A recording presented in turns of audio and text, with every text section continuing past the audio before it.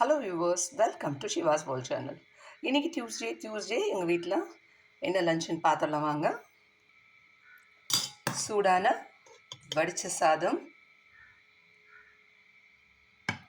சுட சுட இருக்குது பாருங்க, ஆவி பறக்குது.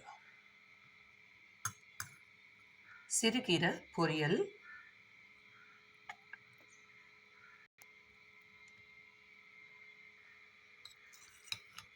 உருளைக்கிழங்கு வறுவல்,